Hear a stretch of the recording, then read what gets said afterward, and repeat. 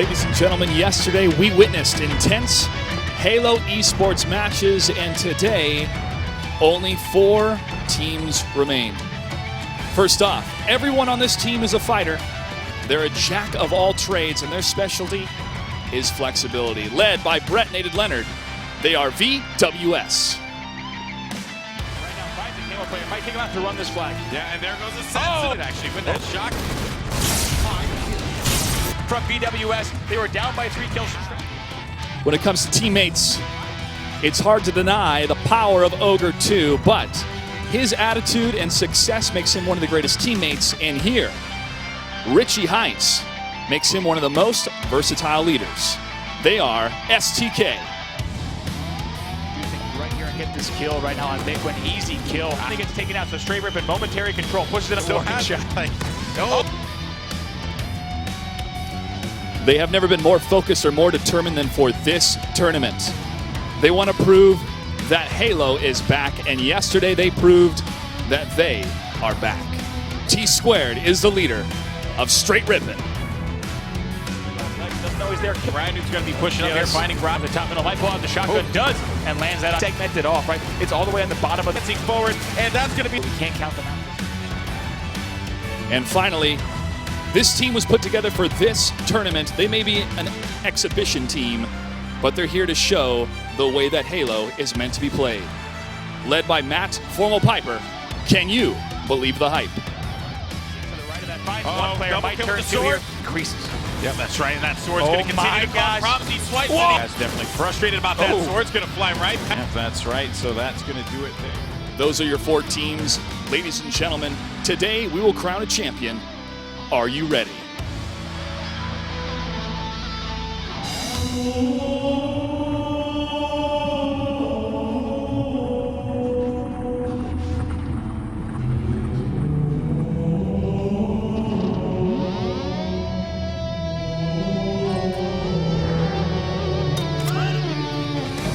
Pulls out the sword, goes for fear itself. Now sneaking up on Lethal, gets that kill as well. And he's watching Heinz's back. Connects. Snipe. Here's the triple. For the triple kill for Chalky. I'm so glad I found that one. The overkill. Snipe down, making a play. He gets the kill. Oh, God, how sexy is the sword? Side, we do have strong side who's actually pushing back. Woo! He gets that. Lethal with the triple. Get the overkill. Oh! Goodness For the gracious. sniper spree.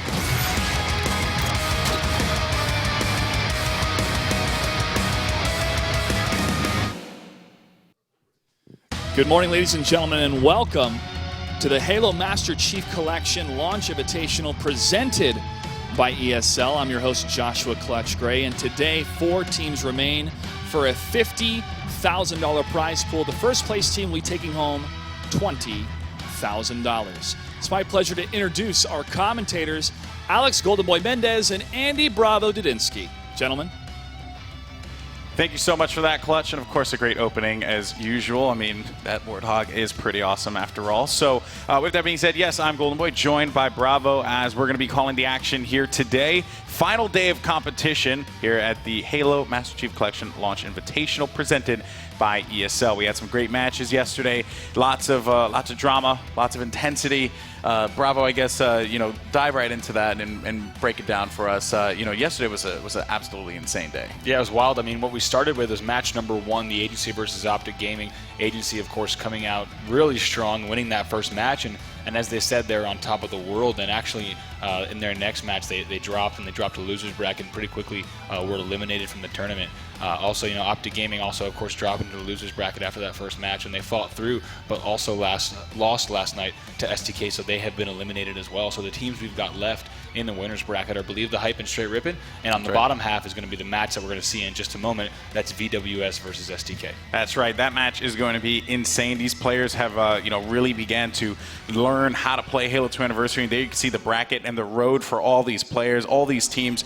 As again, just to recap, the winners bracket final will be Believe the Hype versus Straight Rippin', going on right after this matchup, which is STK and VWS. So can Ogre 2, Heinz, and the crew overcome Nated and his squad, or will STK well, will they thrive in this, or I should say, will VWS thrive in this situation? Apologies. But yeah, I think, looking forward to seeing not only how the players have learned, because I've been hearing a lot of chatter, and, just the players have began to kind of break down the game, which is exactly what we had expected pretty much at this point, considering that these are some of the greatest Halo players in the world. Yeah, I mean, especially it's interesting to see right at the end of the day that these players have only been playing, of course, because we are pre-launch. Some of these players have only played, a few hours of Halo 2 Anniversary. Yeah. They're already, of course, breaking down all the spawn systems on each of the map. You heard Mikwin talk yesterday a little bit about how some of the strategies have actually changed on these maps, right? You don't want to hold these certain setups, and things change a little bit on, on the Anniversary versions. And of course, with the top players in the world, they're going to pick up on those strategies right away. They're going to notice these intricacies of the gameplay. And now in day 2, I think we're going to see an even smarter gameplay. That's right. So also another thing for you guys at home who are watching, we're actually going to be doing a fun raffle today, for you guys. You can actually win some pretty cool stuff there. The Halo, the Master Chief Collection Invitational giveaway. And you basically, take part in this amazing event, alongside, Astro Gaming, ESL, and 343. There you can enter at esl.gg/Halo Raffle. Once again, that is esl.gg/Halo Raffle for a chance to win either Astro A40s, a Halo swag bag, ESL shirts, again, list goes on and on. So pretty cool stuff there.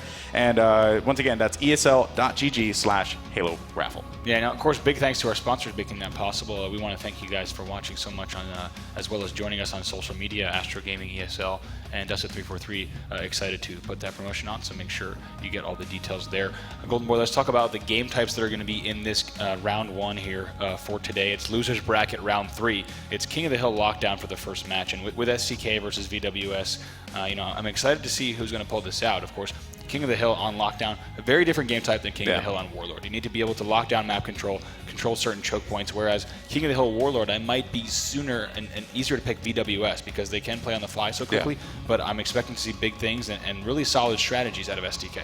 Yep, that's right. And then game number 2 will be Team Slayer on Warlord. So this has been, Warlord's been a focal point for a lot of these teams in this competition because they have not played it yet in Halo 2 Anniversary. But granted, Warlock, which is what this map was remastered from, is a very common map in the competitive space. So players have just been learning how to take advantage of, I would say the tried and true techniques while at the same time trying to innovate. Of course, emphasis on the portals is going to play a big factor, and looking forward to seeing who is going to capitalize on those situations in game number 2. Now, if necessary, we will be going to 3 flag on Shrine. Shrine, of course, the remastered map of the very, very popular map Sanctuary, and this most of the players have been saying, they feel really good about Shrine just because it plays exactly as they remember it. Yeah, I think the biggest thing we're going to see on Shrine, we didn't get to see too much 3 flag on Shrine yesterday. No, so hopefully we'll get to see a little bit of those matches on stream today. But the biggest thing is, of course, knowing exactly when to run the flag, right?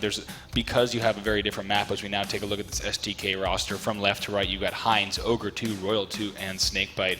Right there, a nice mix of legendary players, who made a name for themselves back in the Halo 2, Halo 3 days, with Ogre 1, back in the Halo CE days, as well as Royal 2 and Snakebite. Really impressed with what we saw from them yesterday. As you see, they are in high spirits and ready to go. Yeah, that's right. And opposite of them will be VWS Gaming, the runner-ups at PAX Prime, now looking to make their stake here at the launch invitational. You have Nated, Legit, Goofy, and Mikwin there.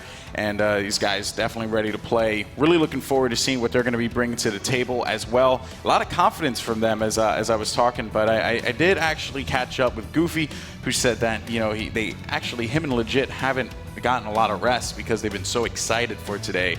Meanwhile, Mikwin said he just slept like a baby. So yeah, we'll see how VWS is going to play, but it seems like everything is ready to go. And also we want to highlight the coaches too. Just want to give these guys love. In the back of VWS there, you can see Wolfmane, who's giving those guys some love. And over there is NASA himself, Diesel, who is looking to support his team as best as possible. Diesel, he's just that dude who takes it to the next level as a coach, and again, has really helped this team. I actually spoke with Diesel today, and I said, man, how does it feel to be coaching Ogre 2? And he says, man, he should be happy that I'm coaching him. That was his response. So Diesel, very confident in what he does. Yeah, I'm excited to kick this off. And right now, King of the Hill on lockdown is loading. We'll be getting into that match in just a second to see this VWS roster discussing strategy a little bit and deciding exactly how they're going to attack this off of the break. As we know, the biggest thing we're going to be looking out for here, Golden Boy, is seeing which team can lock down the BR tower within the first minute of the match. All right, guys, it's going to begin STK VWS Gaming, and we're going to be kicking things off with Naded here, who is going to throw that sniper on the opposite side of the map. Not much he can really do there. If he would have went for the sniper, he would have gotten taken out by the fusion coils, but still, nevertheless, though, he's going to be able to get that first blood and advance forward toward this hill. Yeah, nice job there. I think Naded's goal was to actually send that sniper flying in any direction he could, and it looks like he found the player who has it right there. So that sniper rifle will drop, and we'll see as Mikwin does have the sword as well. Both teams now trying to just establish a little bit of map control. Yeah, well, we'll jump to Mikwin because, like you said, he has that sword and he's going to get the assist. Of course, playing that, close range game could come into effect here, and he's not able to do it as he ends up getting taken out there. Actually, he traded. I apologize. STK's Snakebite did manage to come through the library, catching Mikwin off guard. Naded now has the sword. Mikwin off to respawn, looking to, Worried about that barrel. Made sure he took out that threat before he pushed forward. Nice job there as his team takes a small lead here. And right now, their biggest priority is to set up on this B hill. That's top BR. Right. That's right, and actually poised for for a good setup here. I mean, Mikwin putting down a couple shots. Oh my! Amazing teamwork there from the STK side, challenging one player under glass and following up with a nade to take out the player in library window. Now, as VWS has to try to cross the entire map and get back over to the B hill. Yeah, and look over here as Naded is going to put down some shots over by B and advancing forward. Yeah, and this is what I'm talking about. Naded getting so quickly, right? Wasting no time. Immediately getting across the map, pushing straight to the enemy hill, and here he is. Only a matter of seconds and pushed across the map as fast as possible. Hines misses that lunge right now, challenging Royal 2. So nice stuff from Naded, laying a foundation so his team can push. Yeah, actually, he put down so much cover fire there that, like you said, it's going to give his teammates that opportunity to make some moves happen, and that definitely shined there. Goofy now on the opposite side with his battle rifle, trusty BR in hand. Still, B hill is going to go to red team with a sizable amount of time. They got maybe 5 seconds of time to capture here, but not anymore as time dwindles down. C getting ready, and the red team has set up there already, top of the lift. Goofy laying down some more cover fire alongside Legit as they continue to advance forward. Yeah, I tell you what, Golden Boy, not too much time on the clock for either team here. Only 19 to 12. That's got true. Just under 13 left. So for the first 2 minutes, not that much time has been grabbed by either team. So still both teams kind of leaning towards the slaying side rather than going straight for the hill. Yeah, Goofy just patrolling around this. Now, what's, I guess, the reasoning behind this here? Obviously, Hill's all about setups. If you're set up in this fashion, where should theoretically the other team look to be spawning? Right now, you're going to see players spawning in library as well as potentially bottom blue here, as I think was what just happened, as you have a lot of teammates over here for the VWS side around the BR tower. So they're going to be seeing players possibly lift up as well as come out of the library, which is that part that joins the top middle to the BR tower. Yeah, Goofy put a lot of attention over by C, and he knew that a player could have been creeping up by elbow. He has to win this, and he does so with a headshot on Snakebite as he continues to patrol the sniper tower. Let's see what's going on with the rest of the... Actually, no, let's go ahead and give some love over to Ogre 2 and STK, because Ogre 2 actually get into a battle BR2, and he will get that assist as his teammate Snakebite takes out Mikwin. Yeah, nice shot here. He's moving around top middle. Really nice shots there as he pushes across the map. They want to get this D hill, of course. If there's any hill, Golden Boy, that is the most controllable that you can lock down. Nice job with the sword there from Ogre 2. It is the D hill. Might turn 2 here. Gets the double. Nice job there. That sword will drop, and if you're Ogre 2, you're hoping your teammate might pick that up. And that's right. That's Royal 2 who grabbed that sword. So now they're going to try to get back in this game down by less than 10 seconds. Yeah, with that sword in hand, they're going to be able to maintain a lot of time in this hill. And the nades are flying in, but they're not going to affect Royal 2 because he's going to be tucked away in that corner unless you can get those frags banked on the wall. And even then, though, just nades flying everywhere. Teammate right behind him. He's pushing him with the sword. That's going to be another swipe. He has 10% on that energy sword, though, so he has to be mindful about this. Good for maybe one more kill, and that will do it for him. And nice stuff from Royal 2. As I said, that hill is seriously the most controllable. If you want to lock down one hill and get time, that's the hill to do it, and now they're up 59 to 45, so a 20-point swing there. Yeah, good stuff out of STK, most notably Royal 2 with the sword play, was able to get a couple key kills in there, as well as beforehand pushing up into C, or now looking over here toward the E hill. or excuse me, the D hill, but looking over toward the E hill, he's actually going to just, again, we saw this happen with Mikwin yesterday, except in this instance he had a sniper rifle, but he's still laying down cover fire for his teammate to be able to clean him up. Unfortunately, it was not going to be the case. Goofy going for the challenge. He's able to get those shots. Beautiful headshot as he takes out Goof. Yeah, great shots there from Warlord too. Also picking up the assist. This is going to set his team up for a little bit of success, but there's a player who looks like sniping in the window if we want to switch over to Mikwin on the VWS side right there, picking players out of the hill. A nice job to keep his team in this match, trying to help his teammates as they enter that underglass hill. In just 10 seconds, though, we're going to be rotating the hill to top middle once again. Yeah, they have to get ready for that one, and that's exactly what Mikwin's going to do. 2 seconds, and it is up. And now looking over, they know that BR2 is going to be a threat, and they know that Mikwin had a sniper rifle, so it was only just a process of elimination. They were able to take Mikwin out of positioning there, and a beautiful headshot as Mikwin is going to be able to pick off Snakebite. Now looking by the snipe tower, expecting spawns to happen this way. This is a good chunk of time that they're getting on this, Bravo. Yeah, right now trying to challenge across to S3, but also staying alive, doing a nice job. His team is going to push in to suppress that enemy threat. Now 74-71, very close game here. Yeah, look at that player hanging out by the pillar.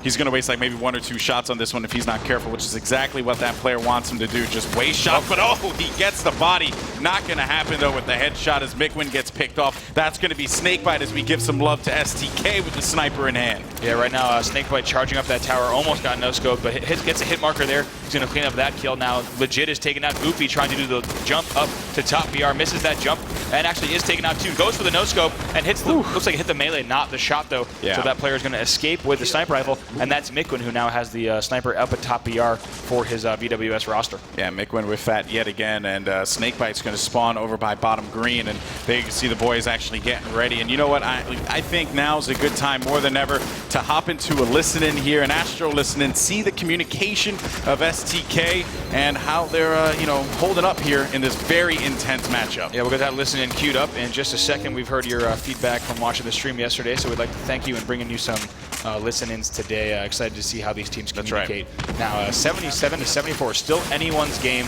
Just over 8 minutes left in the match. Most matches that we've seen Golden Boy have gone to the 15-minute mark with time ticking down. So likely it looks like with the slow pacing of this game, we might actually see the same thing. That's right. So let's see what's going on. Hines laying down a lot of cover fire as well. And you got Mikwin actually trying to challenge him. You got 3 members of VWS actually hanging out over by the snipe tower too. Just look at the flood of nades flying through. That's going to be a double kill for Snakebite as he gets that hill defense. Another challenge actually coming to him, but he's going to be able to ward this one off as best as possible. And look there, I mean, he's just laying down fire nonstop, never stop shooting. That is pretty much what SDK is doing here. Yeah, nice job there. Finally, the VWS roster overtakes the tower. If we want to switch over to Mikwin, he's covering all of those angles from Snipe 3 with a sniper rifle in hand, making sure his team can now grab time in the C hill. It's about a 10-point game here, 92-82. Going to try to lock down this area. Nice headshot there as he takes out Royal 2, locking down that lane. Yep, and Mikwin looking around here as he's going to continue to just patrol with the sniper rifle. 92-90. I mean, again, like, this is insane how close this matchup is, Bravo. Yeah, let's go ahead and jump into a listen-in with VWS. We'll see what they're up to right now to try to maintain the lead here, as they do have map control. Forget about the blue hill. I'm watching on Elbow, Coming up close ramp right here. To where? Go on top here. I got top here. And we'll just let you know when we want to come back. You guys need to do this. Kill the snipe kid. Follow.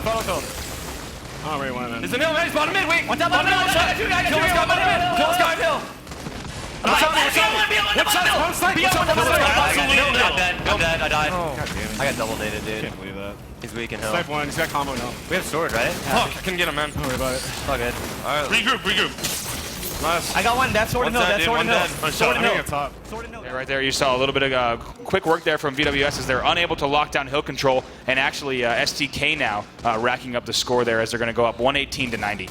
Yeah, that's right. I mean, STK, again, just able to maintain control in this game, has definitely been thriving.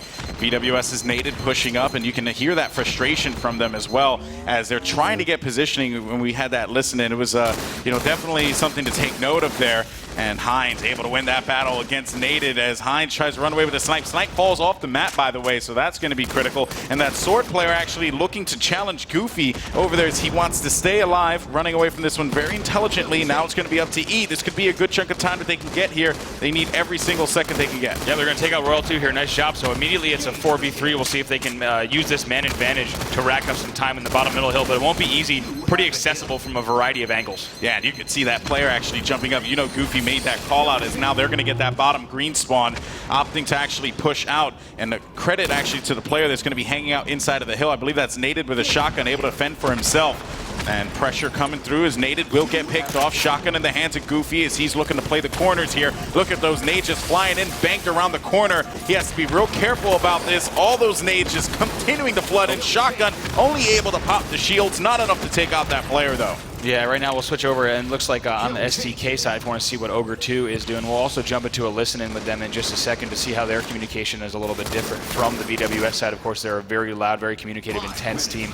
Love to see what STK is also doing. Yeah, that's very true there, and legit actually going for this challenge. Ogre 2 dropping back smartly as he has no shield. A is up for grabs. No one in it just yet, though, as it will be 139, 117, guys. This game is so close. We have so much time to play here as well that VWS can easily come back into this, but it's really going to boil down to keeping these guys out of the hill as much as they possibly can. Yeah, let's go ahead and jump into a listen-in with this STK roster, and we'll stay on them for a little bit, a minute or two. Open ramp. We gotta get BR. And stay alive at BR. Nice job, Tom. Nice. Stay alive. We gotta get BR. Top blue.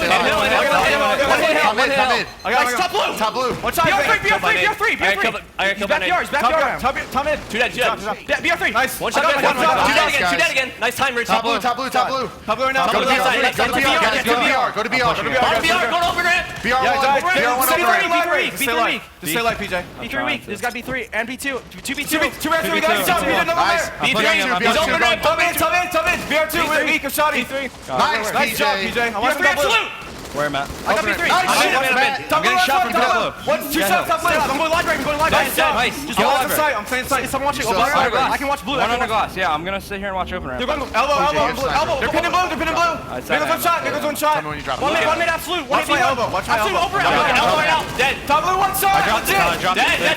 Shoot it. No, I'm source spot nated. I am pushing him. All right, I'm watching. He's absolute. Got him. Sword's down there. I'm Stay up top, guys. I'm not going for it. Watch out library. We got library, right? Watch side behind me. Come to watch. Top blue. Under glass. Top blue. Goofy. Two short. Two under glass. We gotta get over ramp. I'll say under glass. Under glass. Gonna be up in 10 seconds. Bottom blue weak, nated and sword. We gotta get top blue. That's side, guys. Start rotating. He's got two sides. Open ramp. Look at me. I'm gonna try the back. S3. Yeah, dude. New snipers up. Watch S3. S3 is behind me. Stay alive. And top blue. They're gonna have new snipe. Where's that sword guy? Did we kill sword guy? He went BR2, I Someone think. go BR2. Top sniper. Yes, sniper S2. Sniper S1. Sniper. They know you're there. Watch out. Alright, tell me when you guys Hold on. I'm hiding. He's got sword at BR, man. I'm gonna need hill. Sniping us through, I think. Hill's gonna be one. S2 sniping. Hill should be weak. Legit one hit. S2 sniping. One pistol. S3 sniping one hit. Two in hill. Nice. Just kill the hill guy if we can. Watch out, stay alive. Sword BR3. He's up. It's going to snipe. It's going to snipe. Do you have any idea where he is? No, he's up there. He's there still. He's up front. To the left. He dropped low. He dropped low. One jump blue. One shot on his sword. We gotta move S1, guys. We gotta move. S3 weak. Dude, sniping S2. Go on top. S2 weak. Top blue hitting me. I got naded. Two shots blue. Two shots blue. Top blue, 2 shots. Stay alive. Stay alive, guys. Calm down. Go up He's got top. sniping. 3 S1. 3 S1. They have snipe. top. Snipe's going S2. Push elbow. I'm pushing elbow. We're all on glass. S2. Dude, BR3. S2. BR3. All right, and there you heard the listening with STK. Great communication out of them, but this is going to be a critical hill for VWS to maintain, because if they're able to do this for a good chunk, maybe 20 seconds, they're right back in this game, Bravo. Yeah, it's great to have that listen-in powered by Astro. Of course, thanks to our friends at Astro Gaming. We'll be bringing you more listen-ins throughout the show. But yeah, like you said, this hill is Big D. It's the most easily controlled hill if you get the setup now. 204 to 192. We're at a 10-point game. If they continue to hold this, they will come back. But the key for STK is going to be to moving into the rotation on E. That's going to also be critical, because if VWS can get 2 bodies in there, they will be able to come back into this. Which, by the way, they've taken the lead now, and this is something that's very surprising. They came back from 50 points, Bravo. Yeah, here we go. 1 minute left on the clock now. It comes down to this bottom E hill. Only 8 seconds separate these two teams. Oh my goodness, and Nate is going to play this one with the sword, able to get one. Is he going to move in for the double? No, but he's going to play this one smartly as he backs away. And he did kill Hines with that. He has a teammate there for coverage. 213 to 204, they got control of E. Yeah, keep in mind, they just need to keep the enemy team out of the hill. Nice job there getting the hill defense Oh, medal. man. He's finally taken down. We'll see what's going on as this VWS roster now is going to be pushing in. Looks like Legit is also taken down. Now Nate is taken down, and Miquin. Goofy, the only player alive for his team. He has to keep them out. They're up by 13 seconds. But right now, man. and the SDK roster is going to set up. Let's see if we switch over now to Ogre 2, who is setting up on bottom glass right there with his teammate Snakebite. He's taken out. We'll switch back over to Snakebite, see if he can get this kill and try to get some time. They are still down by 13 seconds. They need to get in right now. They need every single second possible, but that's not going to be the case as VWS has taken control. They got all the kills necessary, and that is going to net them a Game 1 victory. My goodness, they came back from 50 points, Bravo. And that VWS Insane. roster exploded. You can see how intense Naded is right now. As Naded is back in his normal fashion. Super excited about that win with his team just now, as they could not be happier taking that Game 1 from SDK. That's a big comeback. Yeah, they let SDK have some, well, I shouldn't say SDK let them, because VWS, credit to them, just completely stopped them on the D hill. And like you said, we were during the listening, it's pretty incredible that match. We switched to SDK during their listening when they were up by, I think, over 50 seconds. And at that point, it looked like they were really clicking and they had all the control. But during the listening, you mentioned to us that if we take a look at the stats right here now, 28 and 26 right there from World 2. So nice job there from, let's see, +2 from Goofy as well as a +3 from Miquin. So the kills all around pretty even, but a nice job from them. But like we were saying, Golden Boy, during that listening, you know, the D hill was going to be the most important. That's why we wanted to come back and call the action. And incredible stuff from VWS. So often you need to make sure the hills that you can capitalize on, you need to make sure you do so. That's what VWS did, and it set them up for an easy way to control bottom middle, right? Even though all 4 members of VWS died, it's so difficult to control that bottom E hill, especially in a time like that. You know, if you look at the snipe tower entrance, the BR side entrance, as well as the blue entrance, there's a lot of different ways that players can funnel in as well as throw grenades and keep players out of that hill. So a really nice job from VWS to lock down. In that last minute, they did exactly what they had to do. They gained a lead of about 10 seconds, and it was enough. Yeah, that's right. You know, again, it was VWS just being able to maintain that control, right? And the D hill, so critical. It couldn't have come at a better time for them. They knew that they needed to get in there and take care of business, right? And Nate he just squatted. He stayed there the whole time, and his teammates were just making sure no one was bothering him. Like that transition to E2 from that hill, from the D hill to E hill, is also very easy for that player there, because you're just able to push up right away. Yeah. And they had control as soon as it popped up. So that's another thing you got to bear in mind too. It's just absolutely incredible performance out of VWS there to net themselves a Game 1 victory. Yeah, like you're saying, I mean, the D hill and the E hill, for all intents and purposes, they might as well be considered the same hill for a 2-minute period, right? Yeah. Because if a team has that sniper tower locked down, there's a very good chance they're in a good position to then kind of move a little bit towards the middle of the map and just control bottom middle, especially if they've racked up time there. So VWS capitalized on that opportunity. Great stuff there. We'd like to thank you so much for joining us for the Launch Invitational here, presented by ESL. I think in just a few minutes after this break, we can bring in a good friend that many of you may know. We'll bring in Walshy to call the next match. That's right, guys. So we're going to go to a quick break. When we come back, Game 2 coming up next. Team Slayer Lockdown. This is definitely one that's not over yet by any means whatsoever. You do not count out STK, because they're looking for redemption here. Let's see how all this unfolds after the break.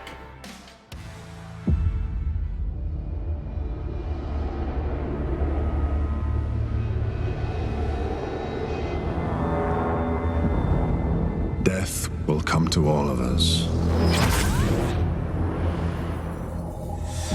Especially soldiers. You give your life away so others will live. And take life where only God can give it.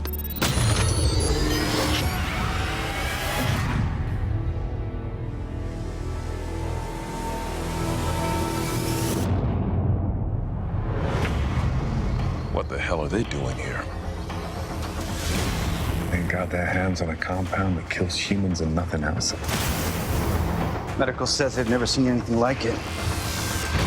Covenant's found the Holy Grail then, haven't they? It's time to take the war to them. Be a bold move. Send a team in, destroy the stuff. I hear you need a ship. only work better alone. Shouldn't fear me. I'm just one man. One man that was a Spartan. Ready to go to hell, Colonel?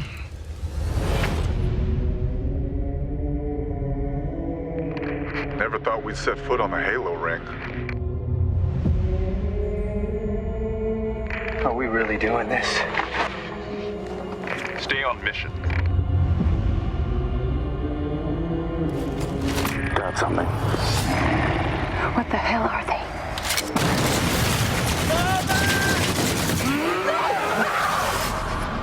We will not go out like this.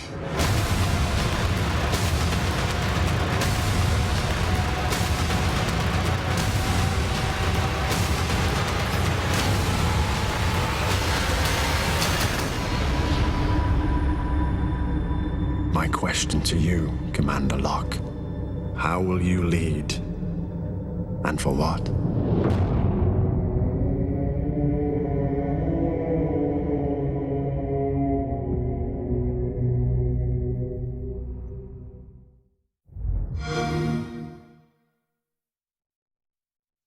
Welcome back, everyone, to the Halo Master Chief Collection Launch Invitational presented by ESL. I'm Golden Boy, joined by a very special guest, the one and only, the legend himself, Dave Walshy Walsh. How you doing, buddy? I'm doing well. How about yourself? Doing really good. Obviously, really glad for you to be joining me here. Just an FYI, by the way, Walshy will be commentating alongside myself and Bravo at Iron Gaming coming up pretty soon. So really looking forward to getting in the booth with you there as well. Yep, December 14th. It'll be a great chance for people to get HCS points and continue the H2 anniversary series. So. That's right. It's going to be a really, really good time. So, guys, we have an incredible matchup here between VWS as well as STK. And, you know, I think it goes without saying the history that you have with Ogre 2 as teammates and the legendary final boss. Yeah.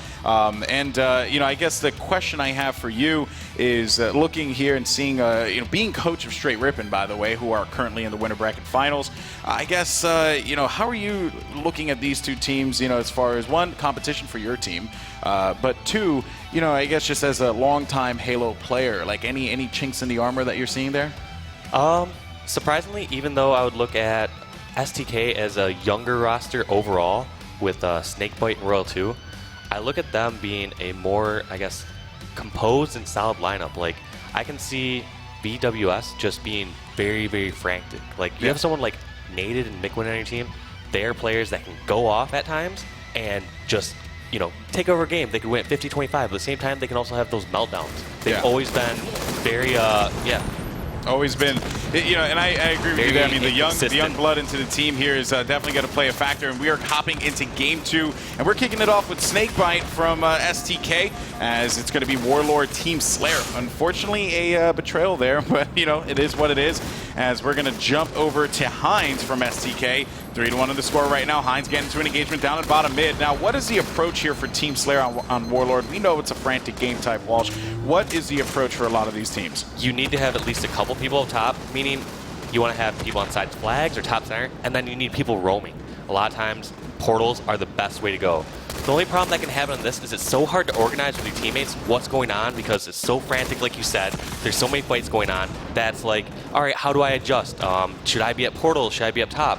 And the way I've always approached it is it's safer to be up top because it's so much easier if you have too many people up top, just have someone drop down and go to a portal. It's so easy to sneak down to your ramp portal or to your health portal and adjust that way. So I think a big mistake that some teams do on this is they have too many people down low, and then it's so hard to adjust that and have people up top after that. Yeah, of course. We've been seeing a lot of players, you know, opting here, especially in this matchup, you know, emphasizing the side bases, right? So, and just hanging out as much as they can, just laying down that cover fire. And Ogre 2 actually has been a player that's been lingering at the bottom the most, you know, just going from portal to portal, making sure no one's pushing up and getting aggressive on him. So Ogre 2 finding legit right in front of him, going in for the engagement. As he backs up, he gets taken out, though, by one of the members of VWS. That will be, I think that was legit. I'm not entirely certain. And when I teamed with Ogre 2 in 2006 and 2007, I don't think we dropped Warlock Team Slayer one time out of those 2 seasons.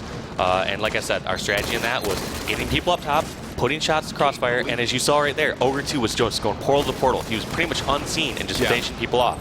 Yeah, it's like you just vanish from thin air. Yep. So obviously communication is going to be key here and Team Slayer on Warlord, and I want to hop into an Astro listen-in with STK, see what's going on with them, as they're currently going to be down. Nope, I stand corrected. It's going to be tied. Enjoy.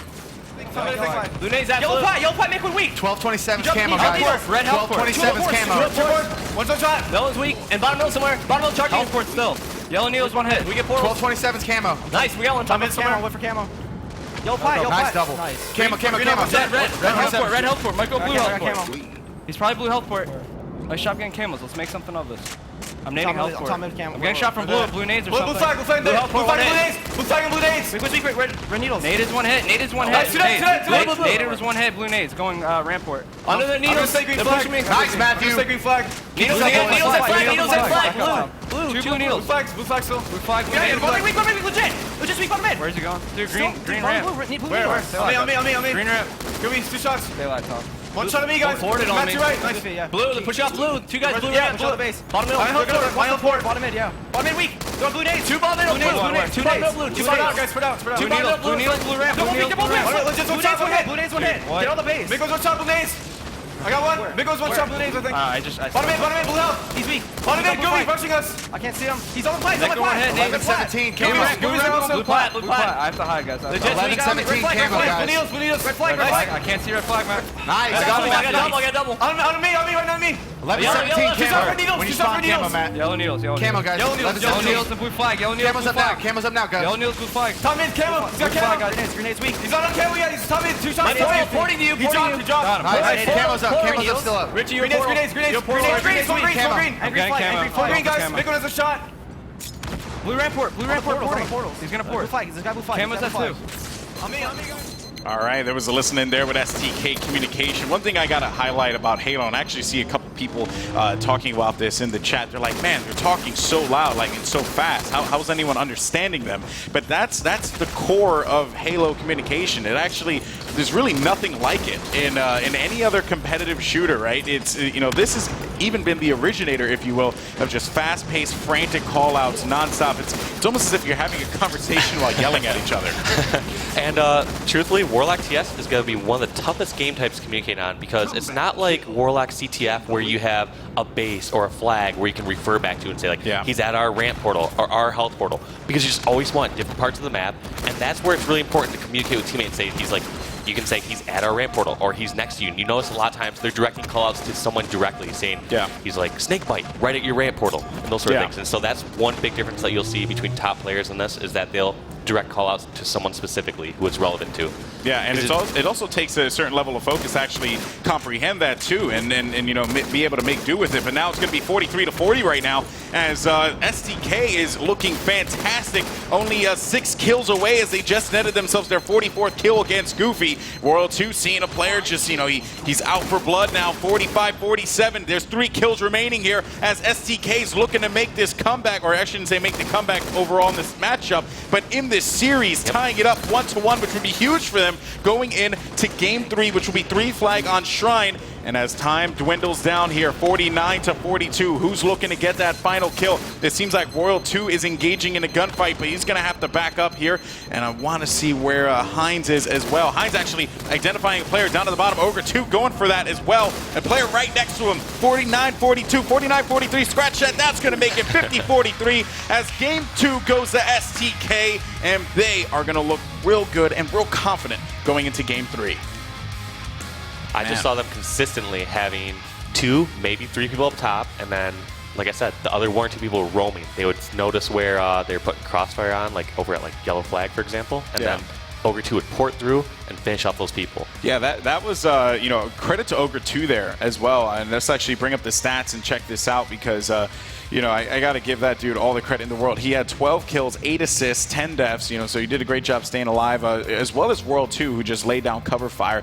You could definitely see that this matchup, very even spread amongst them. The standout, though, Snakebite, 16 and 10 with 6 assists, had a good showing there. And, again, it's kind of been the story for STK has been Snakebite and World 2, right? Because you have these 2 veterans in Heinz and Ogre 2, and the question has always come up. It's like, man, how are these guys going to mesh? And right now, it's pretty much just been flawless for them. Yeah, and I don't think a skill, like the skill is in question for those guys. I think it's really a question of if Ogre 2 is going to be putting in the time with them and teaching them, all right, how to best work together, how to best communicate, how to best execute these strategies, because they clearly have the skill. Yeah, that's not even a problem with those guys. But yeah, you have to. It's all about directing them. Yes. Yeah, it's all about directing them, telling them what's right, and that's what they're playing for right there. The trophy of the Halo Master Chief Collection Launch Invitational, as well as $20,000 for that first place prize. So with that being said, Game 3 coming up next. It's going to be capture the flag on Shrine. Who is going to take it home? Who's moving on to the next round to face off against the loser of the winner bracket finals? Find out after this.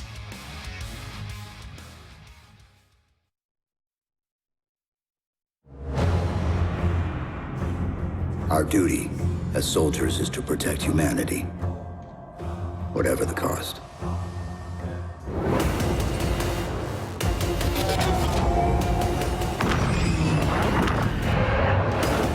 We're going in. Get tactical, Marines!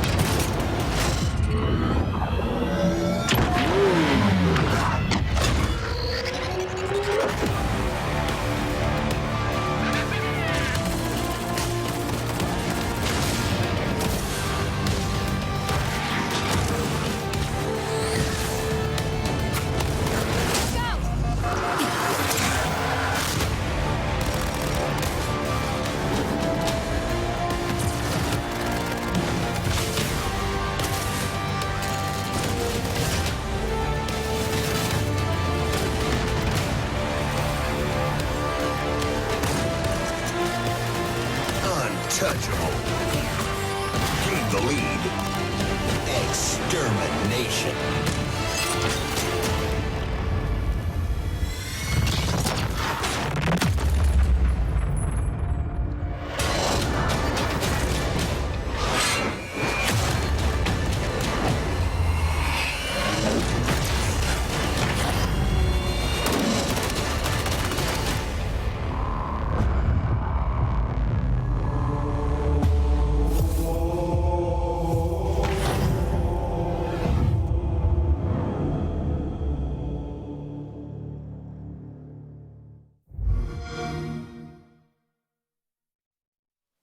And there you saw right there, Halo the Master Chief Collection comes out November 11th. 4 incredible games in just one bundle. To definitely very well worth it.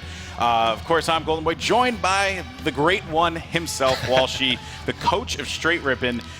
Don't think I would have ever have said those words as a fan or as a commentator, but that's a real thing. I guess before we get into this matchup and break down what we saw in games 1 and 2, but looking forward to game 3, how did that come about, if you don't mind me asking, you coming in to coach Straight Rippin'? So I found out a little bit late about the Halo Invitational, and pretty much all the teams are already set. Sounds like you guys were already set with the commentary and stuff, and T-Squared, I realized, didn't have a coach and stuff yet. We had been talking because he didn't fully have his team set yet. And he was like, hey, dude, we'd love to have you as coach. I think you make a big impact. And I said, yeah, of course I want to come out here. Yeah. And it's been great. Getting to know all the guys a little bit better. Like, I've teamed with Roy before. I've never teamed with Ryan Noob, Straight Sick, or Tom yet. But it's been great because I think I can give a good perspective watching their warm-up games and kind of give an overall idea of, like, you should be doing this at this time. Or I think the biggest impact has been telling them at certain situations where to run the flag and when, because I can see all 4 screens and they trust my judgment. Yeah. I think that's sometimes one of the problems with other coaches. Maybe you don't trust certain coaches if they haven't played at a high level before. That's true. I think they've been really trustworthy to me, and it's been paying off. Yeah, coaching has been such a key, a key thing in competitive, like especially in Halo, and look to other competitive FPS titles. Coaching's made such a significant impact, and I'm glad to see, what we're doing here is embracing that. Because granted, yes, there's always that argument. It's like, oh, but like the players should all know, but it's like it adds just yet another element to an already incredible and complex experience as a as a player, as a viewer, and I think that it's good to see that being brought back in here. How do you feel?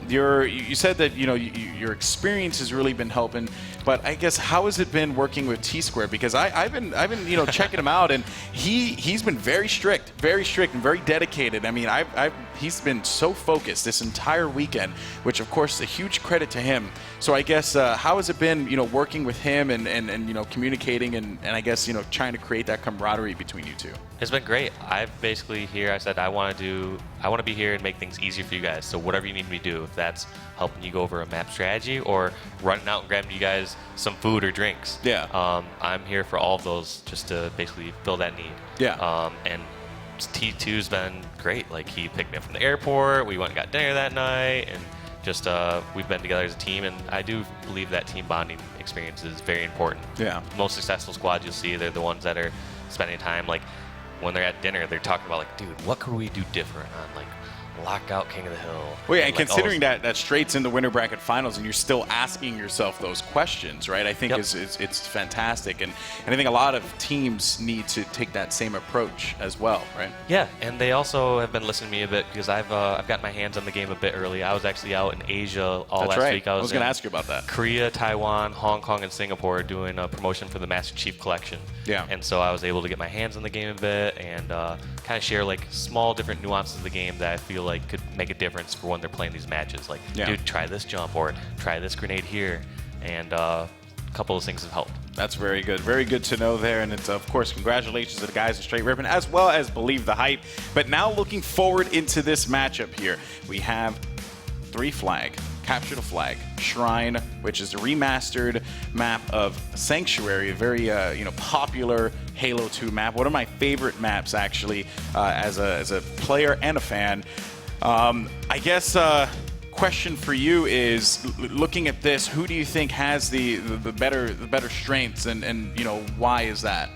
Well, both these teams are going to have countless hours on this map. So this map is not going to be a surprise to anyone. It's not just going to be just for like the people that were OG Halo 2 players. It was remastered in Reach as well. Exactly. So, yeah. So all these players have countless hours on this map.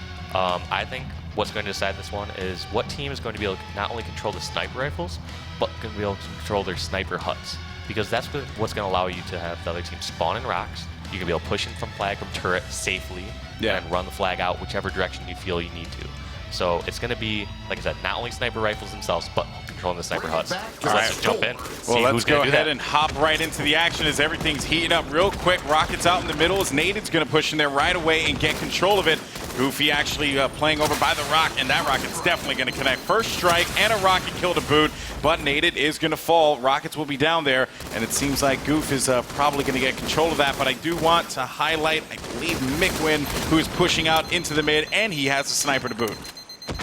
Good plays out of Mickwin here. Now, so obviously we know that like ring control is key, Walsh, right? I mean, you always want to hang out in there. But how reckless, I guess, would it be to take a sniper into ring? Because I haven't really seen that all that much. That's a bit reckless, jumping out and challenging there, but you really aren't in too unsafe a position as long as you aren't challenging their sniper hut. Like as you saw right there, he was his side ring 3, crouching out, challenging rocks, and he had perfect angles there. Yeah. So it definitely was not the risk versus reward fight he wants there. If you have sniper rifle, generally you're not going to want to jump out one shot to finish off a guy in rocks who's in one of the worst positions in the map. Yeah. So I think that was just a poor assessment on Mickwin's part, but in the end he was in a great position. Now, and Mickwin is going to continue to push up here. Now, we gave a lot of love to STK and the listening department in Game 2. Now it's time to check out what's going on with VWS as the pressure is on for them, falling in Game 2. Now, Game 3 looking to close out this series. Enjoy this Astro Listen-In with VWS. Rock's weak, dude. Heinz weak. Heinz weak, back rocks. I don't have any help. Heinz weak, back rocks. They're pillars, guys. They're pillars. There's the left side rock. The left side rock. I'm nading it. They're bond right now. They're bond ring 1. They're bond ring 1. Fuck, man. I got killed by their flags, Brett. I died somehow. I got one. Guys. They're street. They're street, Hazel. He tried to body you. You're good. One shot. Ring 1. Jump up. Weak. One shot. Ring 1. One shot. Dead. 3 dead. 2 last guy. One just spawned. Right now. Sniping. One spawn. I have a sniper. I'm gonna push. Oh, you were sniping it. I don't know how I'm dying. No, they're jumped. They're jumped. They're jump weak. Over 2. One shot. They're going my corner. One shot. No, not me.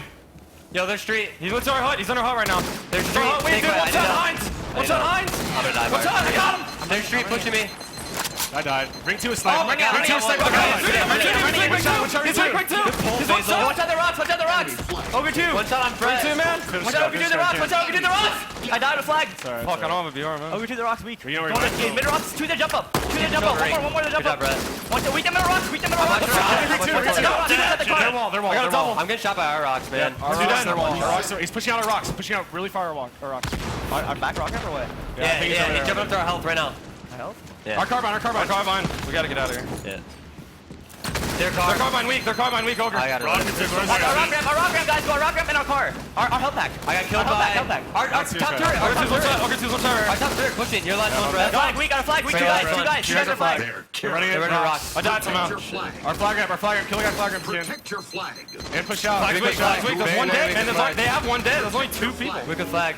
Let's stop this. Our car. There's a guy spawning at their base. I'm their our health pack now. They're jump up one shot. I got him. Yo, I might stop this. Oh, he's in there. He's going in. One shot at health. One shot at flag. One shot our flag ramp. Wait for shields. I need help on the flag. They're gonna get it. I got shots. Ring one. They jump up. They jump up on me. They're on our flag. They jump up. One up pillars. I got rolled. They're rock. Our flag gets on? There was. I thought. We gotta push up. Be aggressive. They might have ring. Get in the ring. They have them. They're carbine. They're carbine weak. Fine's weak on the carbine. I'm getting rocketed. You want one on me? Watch out. Snake by rockets. I got weak on the carbine. Yeah, challenging, Brett. In ring 3. Ring 3. Behind you, Fizzle. Head on their street. He's bully, man. Still there? Oh, he's still there. All right, there you heard the listening with VWS, and you got to point something out here, Walshy. When they were bringing that flag in from their sniper side, they knew that they were just tossing nades in there, and if he would have gotten reckless, he would have gotten picked off. So what do you do in that situation? You take advantage of the map element, and you drop that waterfall for coverage. Yeah, and I think it's a huge testament to say, like earlier on, before that flag was even pulled, you notice how Hines, he was over at their snipe hut. They had to get Hines out of snipe hut, and they eventually were able to get the kills, run the flag out, and you're able to run it through rocks. You don't need to keep snipe hut that entire time. Yeah. But you notice how they ran through rocks and then just got back and took their time. Like you said, shot down the waterfall, just brought it in. Because once you get the flag back to your base, or on your half of the map, the advantage is in your favor, the team that's running the flag, because your teammates that spawn are going to spawn close to the flag, and you can rally it faster. However, when you're on the opposite side of the map, it's usually a general rule of thumb that you're just going to want to continue moving the flag as fast as you can, because once again, same situation. The defending team can spawn faster and closer to stopping the flag. Yeah, that's right, and it definitely played out in dividends for them there, as the score is going to be 1-0 right now in favor of STK.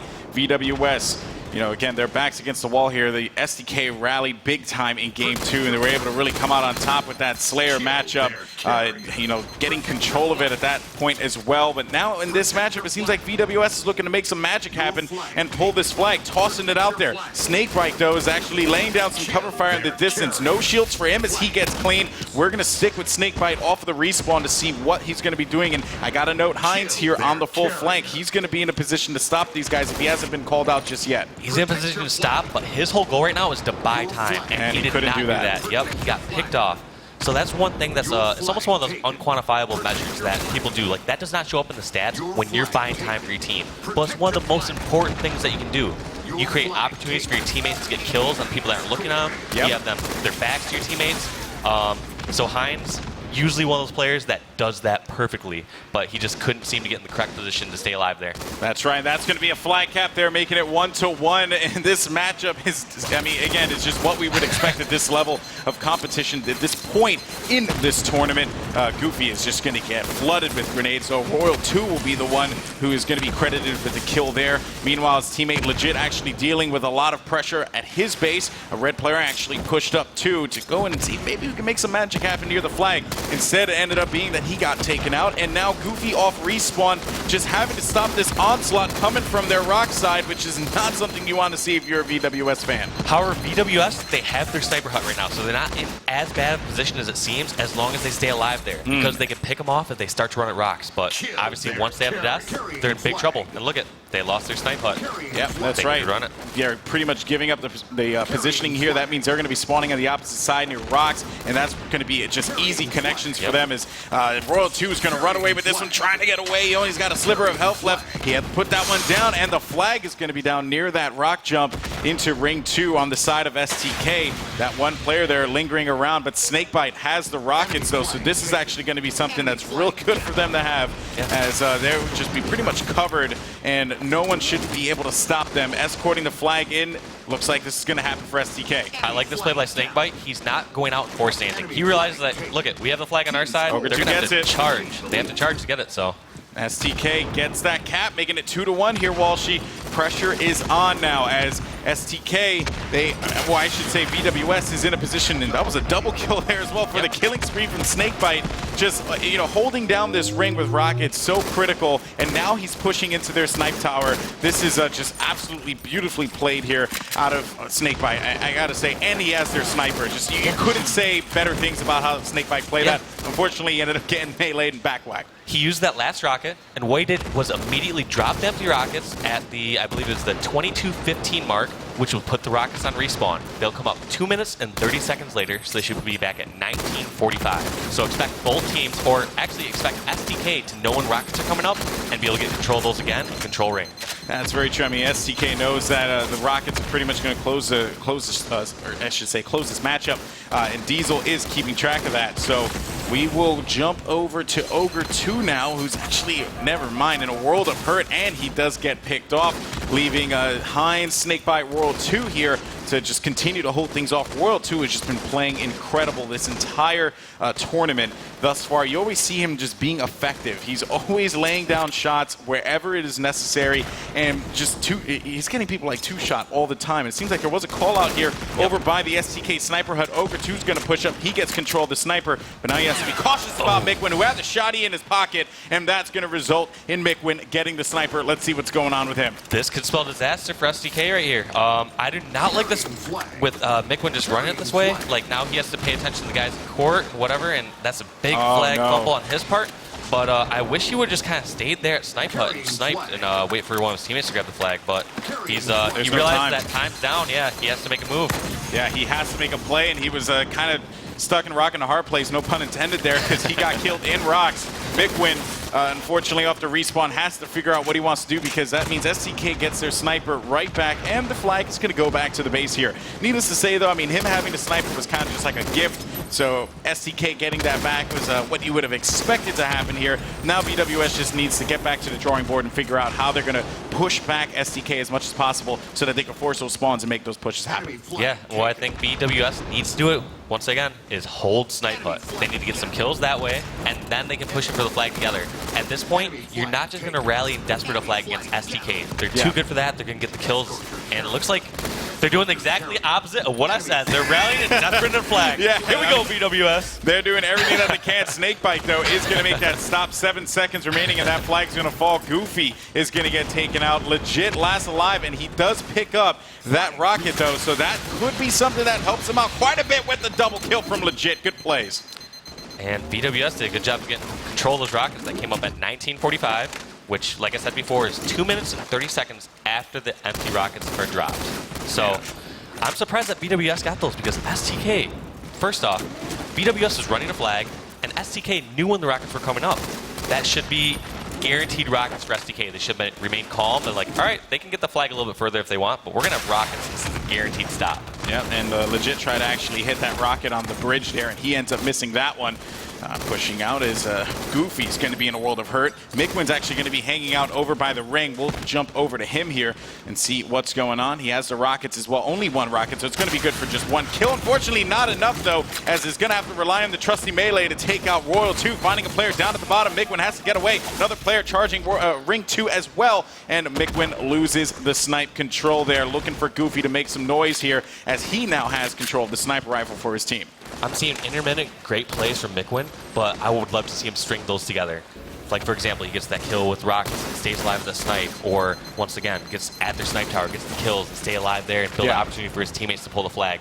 It seems like VWS, they're all just kind of trying to do things on their own. They feel like, all right, I get this kill, I have to run the flag now, or I get this kill and I have to push up further right now, even though I have no shields. Yeah. They definitely do not seem to have that cohesion with their team. They do not seem to be working together and have trust that their teammates are going to pick up the slack because they feel like they have to do it all themselves. Yeah, that's right. And now that the flag is being pulled here by STK, VWS, and Goofy, most importantly, has to turn his attention over to the snipe side. This is actually a great opportunity for VWS. Although it looks kind of bad because STK's run their flag, one of the best opportunities to get a counter cap is when the other team is running a flag. You want to be in the scramble situation because worst case, obviously they lose the game, but this is a great opportunity for them to get a flag. They've only gotten one cap in 12 minutes. Yeah. The chance of them getting a flag in 3 minutes is not very likely, but with a situation like this, I think they can pull off a counter cap. Yeah, I mean, then again, though, everything does end up resetting, and there's going to be 2 minutes and 20 seconds left in regulation play here. And remember, if it goes to 15 minutes and the score is 2-1, the victory will go to STK as they're just continuing to just hold this one down. Over 2 and company. It feels like they're just right now clicking, and nothing's going to stop them. They have 2 guys down for VWS here. It seems like Snakebite and crew are just going to continue to push up. Absolutely. STK are getting the crucial kills, and nothing can be said about that. Or not, I guess, too much can't be said about that because they've been doing such a good job of killing the most important person. In most of these cases, that's been the flag guy. Yeah. Because VWS has been so unorganized when pulling these flags that they usually have one person that's close to the flag. If you kill him, even if all 4 of the STK dies, they're not going to be able to keep running the flag for at least like 5 or 10 seconds to get close to it. This could be the winning flag run here, Walsh. Hines is taking it right through the middle. Royal 2 has his coverage, and he's going to continue to toss this one out. Hines getting so close. Is VWS going to be eliminated? Hines brings it in, and that's going to do it, making it 3-1. STK moves on to the next round to face off against the loser of the straight ripping and Believe the Hype matchup. That would be the loser bracket final. Man, what a matchup that was. That was an incredible last flag run. First off, Hines, I believe he either got the finish or saw his teammates got a couple kills, crucial kills, and he just did not hesitate. Yeah. He realized, you know what, I'm going to get this flag as far as I can across the map. Worst case, they're going to have to turn around and focus on me. There's only a minute and a half left in the game, so they're going to have to turn around and focus on me, or we're going to get this cap. Man, Hines played incredible in that matchup. He actually had 2 flag caps, as well as the 28 kills, 19 deaths, 10 assists for him. On the bottom there, another guy you got to highlight, Royal 2, 23 kills, 17 assists, and 19 deaths. Just some brilliant stuff out of him, and overall STK definitely showing that they're one of the favorites in this tournament, and for due reason. Of course, they met a couple hurdles along the way, which was straight ripping. So ironically enough, but STK fighting back without a doubt. Now coming up next, we have straight ripping and Believe the Hype winner bracket finals. Walsh, I mean, it would be foolish for me to ask you of predictions, but because that would be so counterproductive to what we're trying to do here. But I guess excitement levels must be really high for this one. Win or lose, I think Straight has nothing but positivity to take away from this, considering how well they've played. Yeah, well, I don't think we'll be happy with anything but first place. I think everyone has to go into that mindset in a tournament, because if you go in with any other goals, any of this cheesy positivity crap. crap. If you're just like, we want to get top 3, like that's all you're gonna get then at the most. You have to go in each tournament expecting you're the best and hoping for first place. So we're obviously open for first place, but BTH, they're an incredible squad. Some of the individual talent on that team is incredible. Like nothing, Yeah, actually, I want to ask you about some of those guys. I want to ask you about the individual talent on that squad. The youth on that team, if you will. These guys rising up, after the Halo 3 days and beyond, Reach and H4 and whatnot.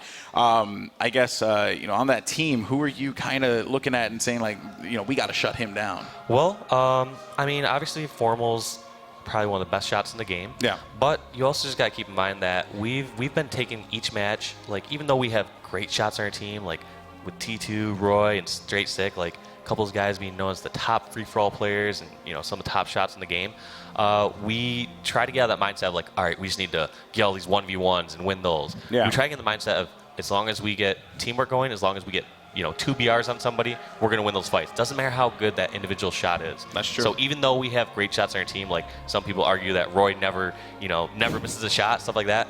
I don't want Roy to get in a one-on-one. I want him to get in 2-on-1s with his teammates. Yeah, that makes a lot of sense. Forcing the team fights, forcing I should say, the 2v1s, and making sure that you're just laying down as much fire as you possibly can. Yep, we're just going to try to focus on our communication. We want to make sure that we're not just calling out so-and-so's one shot here. We want to say, I have your help, or I'm with you here. Yeah. Focus on that so that we know where we can get those double teams on people. All right, Walsh, well, best of luck to you in straight ripping. Winter bracket finals coming up next. But first, we have an interview with the GOAT himself, Ogre 2. Clutch, what's going on, pal? What's going on? I'm next to Ogre 2. My goodness, you came back after a little bit of a crazy battle number 1 on that map. On lockdown on King of the Hill, you're trying to occupy or take control of either the BR tower, the sniper tower, or try to get to those hill points. What was not clicking for your team? What lost us the game specifically was our rotations. We were up by a good amount going into the last 2 hills, and that snipe 1 hill is big.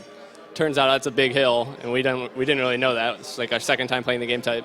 But they locked it down. They had one guy top BR that we couldn't get off because there were 3 at snipe, and they got a full minute going into the last hill and passed us. And then that last hill obviously is the bottom middle one, and it's really hard to get some time down there when they can just grenade you out of it.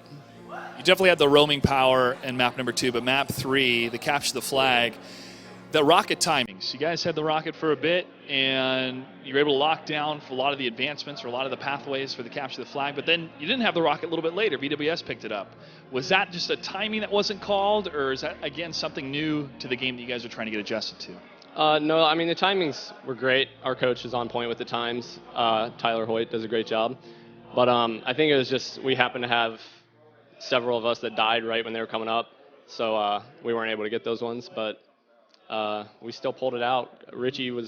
Hines was running some great flags. That 3rd flag cap was just textbook. He snuck to their base as they tried to push to our base, and then we pinched them and pulled it at the same time and ran it back before they spawned. It was just perfect. It's very impressive play from both teams, but you did get the win. What are your expectations and preparations now going into the loser bracket finals? Well, it depends who we play. But, I mean, we're going to bring the intensity. We're getting to play more games now, so I'm kind of happy that we're in the losers bracket. We just get to keep playing. But both those teams are great teams. I'm interested to see how that series turns out. Us too. And we're going to find out after we take a quick commercial break. We're going to be back with the Halo Master Chief Collection launch invitational presented by ESL. Stay tuned.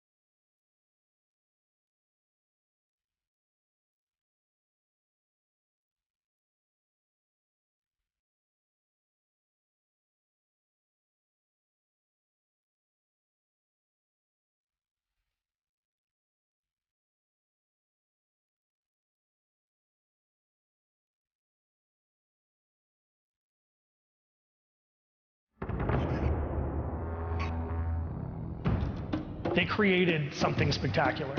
You got so emotional about it. Oh my God, this is the Holy Grail. It was a watershed moment for the industry. Video gamers across the country are anxiously awaiting the midnight release of a game called Halo 2. November marks the 10-year anniversary of Halo 2. And I am excited to tell you that Halo 2 is getting the full anniversary treatment. The puzzle becomes, how do you honor the material? How do you keep it fresh and interesting for, a new generation? at the end of the day, everybody has one thing in common, and that is a love for what we're doing and a passion to make this the best it can be.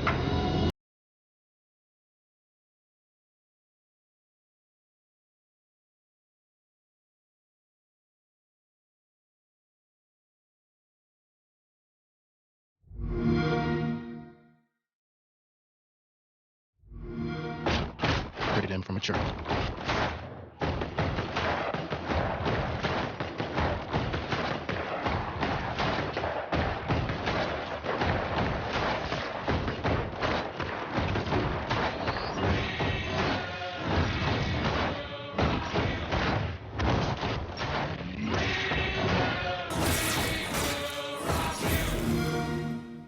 Xbox One, now $349. Rating 10 for ages 10 and up.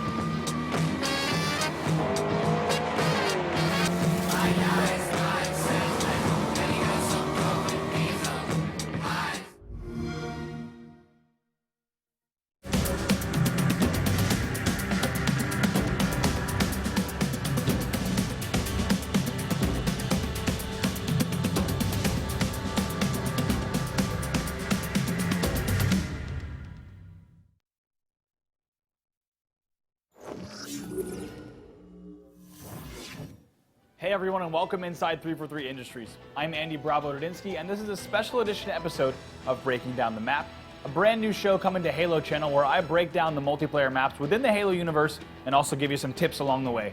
In today's episode, we're going to take a short look at one of the most iconic and beloved maps of all time, Lockout.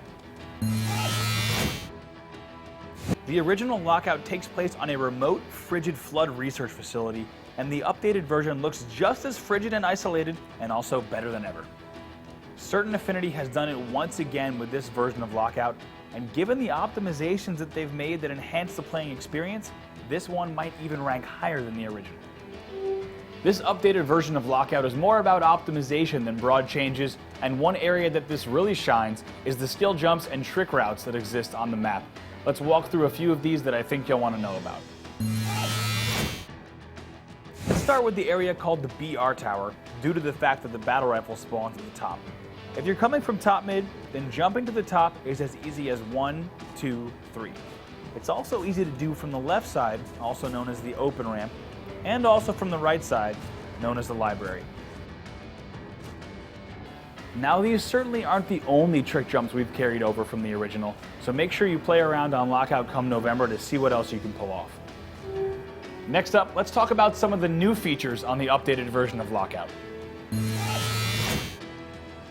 Minimal changes have been made to Lockout, so I'll keep this segment short and sweet.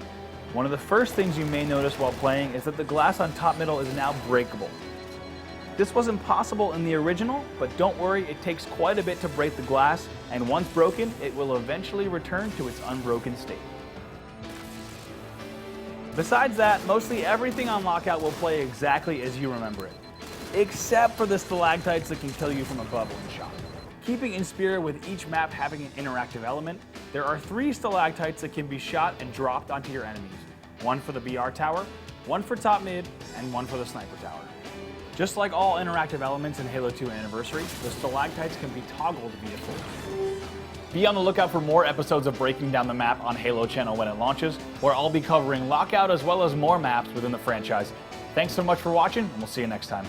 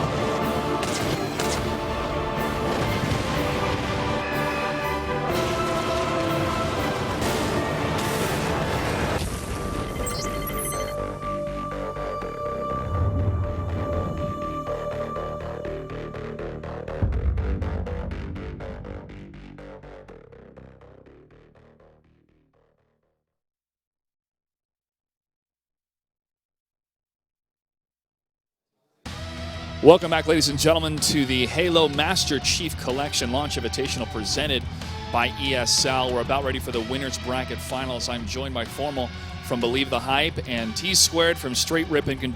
Gentlemen, congratulations on making it this far. For you, sir, you put this team together for this event. How has your team been gelling? How have they been working together to make it this far? To be honest, we're just really good friends outside of the game, so I knew we would get along in-game.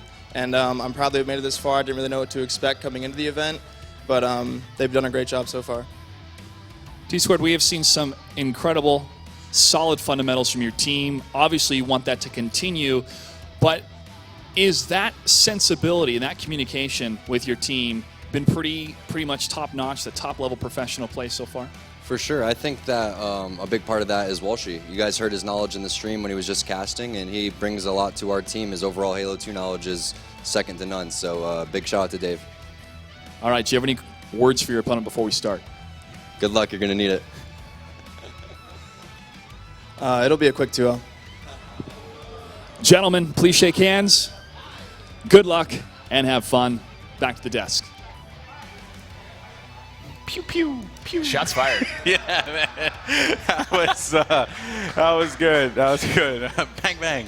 Yeah, so, of course, guys, Winter Bracket Finals coming up next. I'm Golden Boy, and, of course, joined by my partner in crime, the one and only Bravo, breaking down maps, casting video games, making things happen over at 343.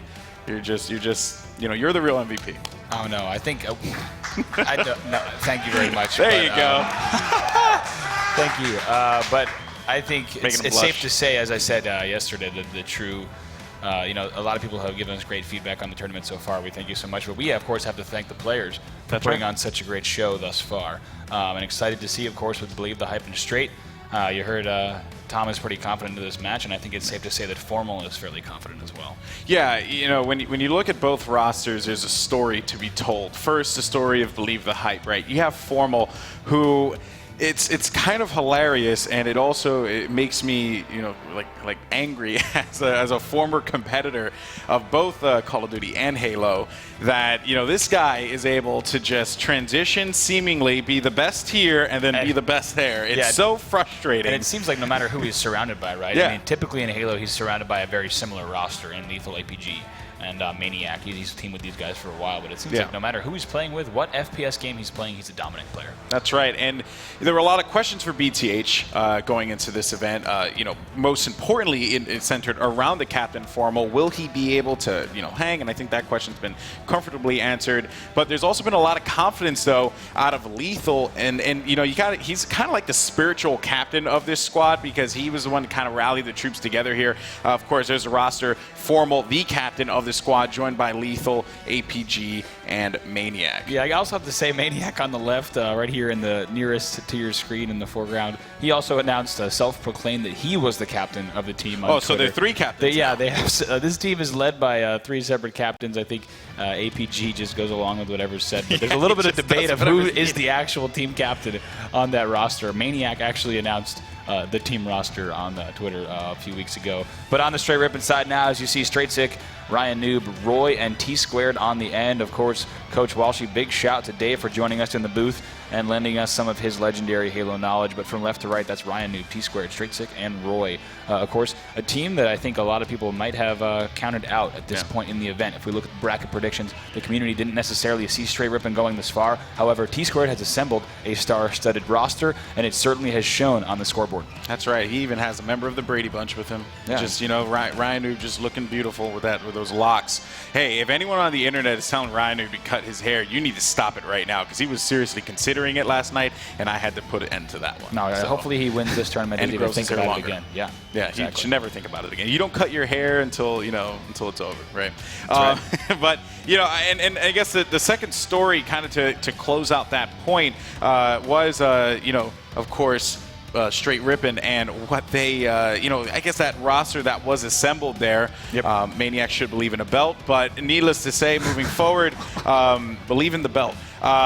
Straight Rippin', there was a lot of questions going into this about T-Squared's roster, and I was watching his streams. I saw him scrimming with a variety of top players, And then, and again, that question was like, who is he going to pick up?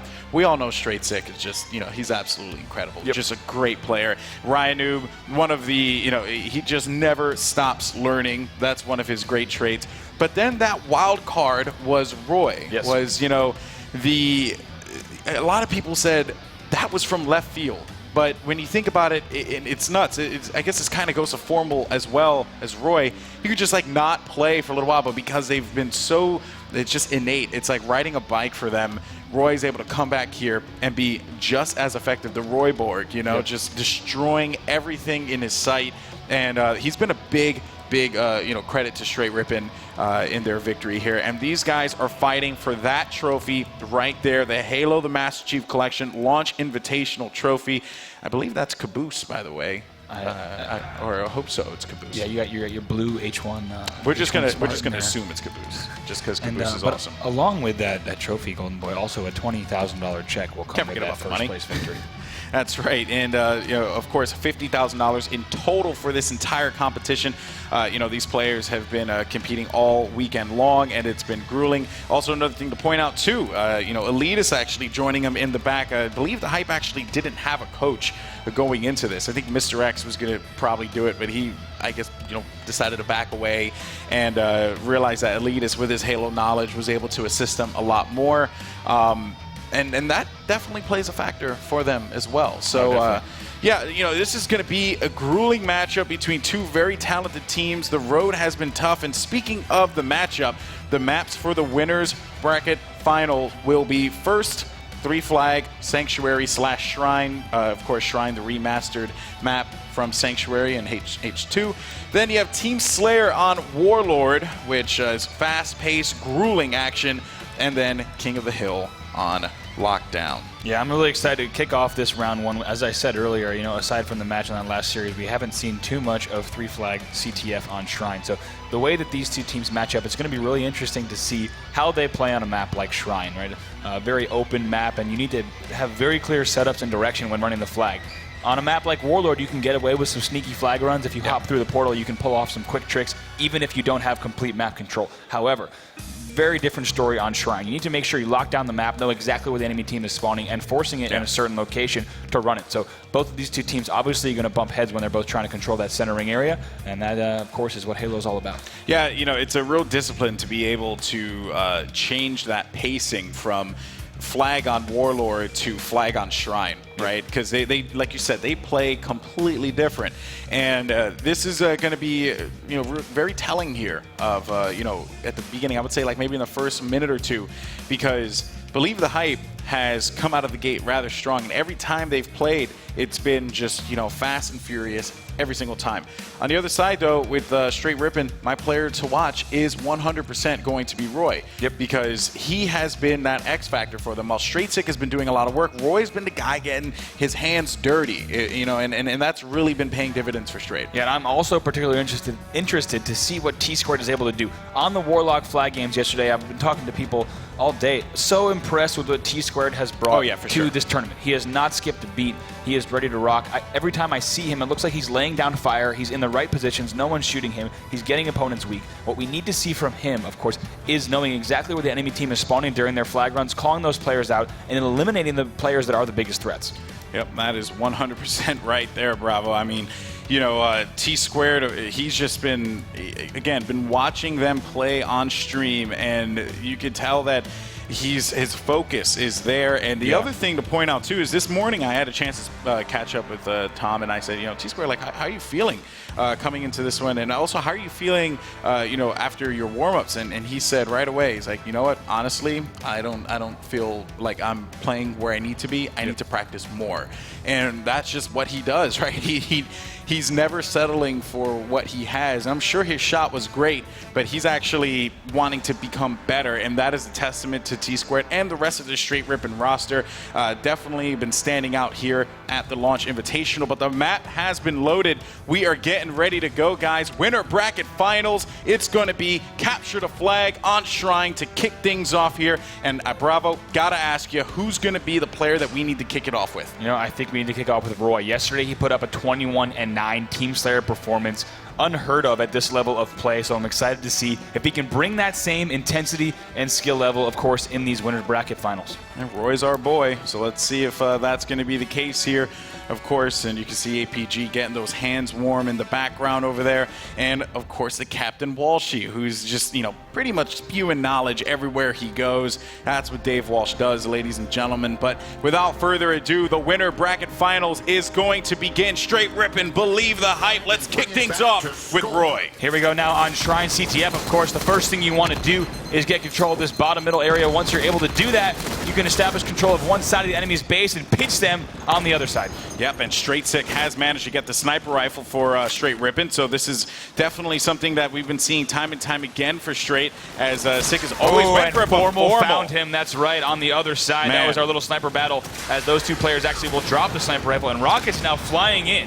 Yeah, from he ends up getting the kill. Side. Maniac actually with the rocket launcher now, if we want to switch over to that. He's pushing into enemy territory, immediately going right into the base. Yeah, and he's pushing from the sniper side too, bear that in mind. He has 2 rockets there, actually 1 rocket remaining, finding Roy going for this one. He had the assist and the headshot. This is going to be a pull. Now they need to be mindful of the spawns over by the sniper, and Maniac does have he had the Straight Rippin' snipe on hand, but I gotta say, BTH is what I said at the beginning of this game. They're gonna come up the gate fast, and Straight Rippin' needs a response for that right away. Yeah, lots going down in Ring right now. We'll see if Maniac can get in there to help his team, as Lethal is trying desperately to hold down Ring 2. That flag will reset, but BTH, with that aggressive start that we've seen from them almost every game, right? Maniac grabs the rocket launcher, wastes no time, breaks in the enemy base, and almost gets a flag pull, but a nice job from the other side to prevent that run. Now, of course, we know you guys want to hear the communication of these teams, and we definitely oblige here, courtesy of our friends over at Astro Gaming. So let's hop into an Astro listen-in with Believe the Hype and see how they're going to respond with 3 players down right now. Or was the guy or Cord? One shot. Nice job. Our car Ring 2, Ryan is Ring 2's gonna be sniping. They're peeking and drop their bomb, TJ. There might be a guy or flag behind us. Nice shots, TJ. Keep this up. Our main. Roy, one shot. Stay alive. Stay alive. Stay alive. They're gonna be their hut. They're gonna be their hut. They're jump up. They're jumping their bond. Sniping their bond. Sniping their jump. Sniping jump. Ring 2. Ring 2, absolutely. You drilled them. One shot still. Absolute their bond. They're bonding right now. Nobody's on the side. Weak court. Weak court. Absolute their bond again. Absolute their bond again. I got one. I need help. Rocks. They're rocks. The rocks, absolute Roy. The rocks, absolute Roy. Weak Roy. Their bomb car They're is rocks. Weak Roy. Straight Sick dead. I got one. One. Last guy's Ryan. Ryan is he's gonna be at the courtyard sniping. It's a courtyard or the street. One of the two. Peter Ring 2. He's on the jump up. Peter Ring 2 right now. Ring 2, T squared, half shield. There's gonna be 2 people. Back up. Two people by Ring 2 guys. Our jump. Watch our jump. They're bond to jump. Ball shot squared. Gonna be jump to I got range. on jump. He's like court side. I got him. One dead. Their car right on Roy. Their car, absolute. Behind me. Absolute the rocks, guys. Roy. They're bond. 2 guys. 2 at the rocks. Weak, they're sniper, Straight Sick, under you. Half shields. Ring 2, to your right, Watch your P street, guys. Roy. One shot. Absolute core, Roy. Under the turret, now your last one. Roy's our shotgun area. Under the turret, going Roy's gonna be under your turret, most likely. Yeah. TJ, stay alive. I don't see Roy. 2 shots in him. Remember, Roy's got our hut. Nice, good trade. Our snipe. Ring 3. Flag at our hut, kill the guy at our rock. Last guy, bud. Weak. Just get down. Running at rocks. Alright, remember guys, push this side. There's a guy or snipe. There's a guy at our snipe. I'm running your side. I think he might have it. TJ, kill the guy your car now. I'm trying to One shot their court. One shot their courtyard. Gonna be a guy at our base. Yeah, our flag. Our flag, Roy, weak, half shields. They're bond. And our bond. Nice. Good job, Matt. Keep pushing up, Matt. Keep pushing up. There's one left. Our turret. I got shots above your turret. You have help. I can't see him. One shot. Under your turret, absolutely. Turret ran. I'm on the base, guys. Matt, I don't think they know about you. Right, flag, 2 of them. I'm looking at me. Okay, guys, I hit 3 turret. One shot. Under turret, 1 shot. TJ, they're gonna be zone up under turret. Under turret going sniper. Our bond, ring 1. Your bond, guys, your bond, One shot, our bond riding. One shot, ring 1 riding. One shot, their snipe. Square. You're good. One shot, square dead. Brad, watch your street. Brad, watch your P street. They know I rock. I know, watch your P street. I think that's where they're gonna come in. I'm gonna push their rocks. I'm gonna push their rocks. They're back rocks. Back rocks, back rocks. Ryan's weak as well, back rocks. They might see Nades on it. Weak, they're back rocks. I'm watching our flank. Rock ramp also. 2 guys rocks. I got one. Nice, stay alive. I got one. One shot, Straight Sick, dead. They're hut sniping. Pushing rocks. I'm pushing. I have rockets. They're hut still. 2 dead. I'm pushing up. Oh, she's sniping. Weak Roy. Half shields. Spawn rocks. Rocks. Rock ramp. He's gonna be under the turret. Health back. Yeah. Another guy. Spawn their rocks. 2 there. Ryan was one shot back rock. There's 2 there. Matt, live as long as you can. One shot. There's 2. One shot their P street. On the flag on, guys. I know my rockets. All right, and the quality listening there with Believe the Hype, as the communication definitely has been great, and it's been 0-0 this whole game. One thing I got to take note too has been Believe the Hype has been able to get rockets every single time. I mean, that's something that you got to give credit to, because that kind of control is definitely something that's very impressive. But to that point, I will say, not really being able to take advantage of the rockets that could lead them into a successful flagpole has certainly been an issue. Yeah, APG now jumping up on this ring 3 jump, giving him a great little angle on the enemy base. As you see, he can really rain bullets down. Roy has the same idea, though. Those two are going to exchange a battle. We'll see if he needs to force Roy down. He does have help from Maniac here. That's right. APG is going to get cleared out there. Formal, his teammates also going to have no shields. And we're going to jump over to the straight ripping side now and see what's going on with T-Squared. Just got a snipe kill as well on Formal. And T-Squared looking over on the left side, trying to see if he can line it up. And he gets the sniper rifle headshot there on Lethal. Beautiful shot there out of T-Squared. I tell you what, this is the best form we've seen T-Squared in a while. He is ready to go. Hitting that headshot. Oh, right now, hitting this shot. He is on fire. Absolutely incredible play here out of T-Squared as he's flat fragging like a pro, without a doubt. And now looking over here to see what's going on as he continues to push over toward the rocks. It's going to be a lot of pressure, though, and T-Squared is going to get taken out. I don't think he knew Maniac was spawning in the back of that base. We got to say, during that, Believe the Hype listening, really nice composure there from Believe the Hype, which is what you want to see in a game like this. If you do need to play, a long game type like Sanctuary Flag, the team that is able to keep their composure throughout the match is going to be the difference maker. But like we said, Straight Rippin' is really playing well. T-Squared's on fire. Would love to jump into a listen-in to see how their communication differs from this BTA squad. 1 minute. Rockets come up in 1 minute at 22:45. Watch their health ramp. Watch their. Is there anybody outside? I'm with you, Ryan. No one's on our side. They're health back. Weak under their turret. One shot. Under their turret. Two shots. I'm sorry. I got ring 2. Ring 2. Ring 2 where? Still there weak. Still there weak. And ring 2 somewhere. Ring 2 weak. I'll jump up. On me, guys. I need help. I'll jump up weak. I need help. APG weak. One shot. Let's courtyard. Where's the guard, Justin? Nice. Too dead. We have numbers. Get into the flag. Get into the flag together. On their turret. The turret weak. The turret weak. And on the flag. Corey chasing you. Chasing you. Absolute hot. I'm looking now. Main ramp's weak. I got him. Get on top. I'm guys, I'm out of ammo. 30 seconds. I'm out of ammo. They're hot. Where's he going? RP shot weak, guys. RP shot 2 shots. He's at the sniper. He's at the sniper. He's not looking for you anymore. He's looking for you now. Rockets are up in 15 seconds, Roy. Rockets are up in 15 seconds. I got one. Where's Maniac's air flag somewhere? I'm shotgun. Maniac's air flag somewhere still. He's somewhere to base, but we need these rockets. They're up in 15 seconds. Bring one. I'm not sure where Maniac is. Maniac's on me with Roddy. One shot. I got one shot on the turret. Rockets should be up, Ryan. Maniac. Yeah. Nice Tom. They're carbine. Last guy. Tom's got rockets. He's on their turret ramp. Spawning hut maybe. Get their hut. Spawn rock ramp. Still turret ramp. Spawn the rock ramp. 2 of them. 3 of them. 3 of the rock ramp. 2 guys there, guys. Trap them. They're looking at me, guys. They're looking at me. 2 guys are health ramp. 2 guys are health ramp. Make sure you use those rockets. They're weak. 2 guys are health ramp. Yeah, use all your rockets, Tom. 2 guys are health ramp weak, guys. They're health ramp. I got 2 rockets. No worries. He has to reload. He has to reload. Yep, he has to reload rockets. In court. On their health. To their core. APG's weak. Reloading rockets. Our car is weak. He's weak in ring 2. Ring 2 with rockets. I got Justin. Another guy hut. I'm staying alive. I got 2. Justin, live. I can't. Snipe ramp. I'm staying alive. I'm one shot. He's got rocketing me. I'm out. They're rock spawns. They're out of rockets. Out of rockets? They're a pea shooter. 2 guys. Our rock jump. Lethal. I'm here with you. Under their rocks. They're turret weak. One shot. They're rocks. One shot. And they're turret weak. Weak on max. I got him. Last guy. Formal. He's under the turret. He's under the turret. He was weak. Get into their flag. I don't see anybody before. I'm with you. You're gonna spawn rocks, Ryan. He's one shot. I got the rocks. I killed him at rocks. I'm under the turret. Spawn rocks. I'm under the turret. Spawn rocks. 3 guys rocks. Corey, grab the flag. Grab the flag. Corey, push this. Wait, I'm pulling it.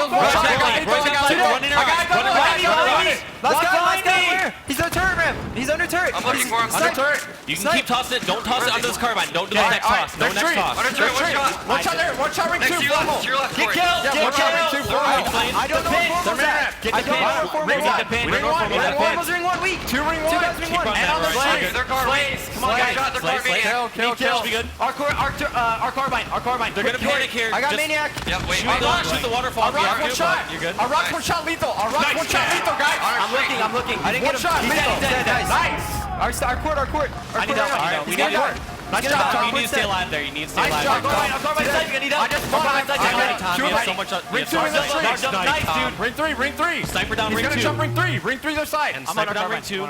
I think they jump up weak. One shot, they're back. Maniacs, one shot, they jump up. And there's 2 in the rocks. 2 in the rocks. One shot. One shot, they jump up. I didn't get buff. They're turret. One shot, they jump up. He's on their turret. They're hut. Stay alive, guys. One shot, they're on 3. They're one shot. I got Maniac. Under our card line, 2 He's of going them. our court. Our He's going our jump jump up, up. Our jump up. One shot. One shot. He jumped into ring. One shot. I couldn't do it. Another one ring. Our jump up again. Our jump up. Yep, he's gonna have snipe on max. Our wall. We spiral. Ring 1. Ryan, I'm here. Don't die. Snipe max. One shot. I got it. One shot our wall. Another one car going for you. He's our wall and ring 2. Fuck, Looking at you. they got me. Our jump up. Stay alive, 2 of dead. This is the time to stay Look alive, at our guys. jump ups. He's our jump up. Try to stay alive. Don't die before you guys stay alive. Yeah, I'm just pushing this guy. Stay alive. Behind you, weak. He's weak. What a listen in there, courtesy of our friends over at Astro Gaming from Straight Rippin', and they were able to get the flag cap to boot. Definitely performing real well here, and I gotta say, man, in that listening, you had made mention of it when we went in, like the styles, right? I guess what can you kind of shed light on, because you have a lot of experience. You've coached a couple of these guys.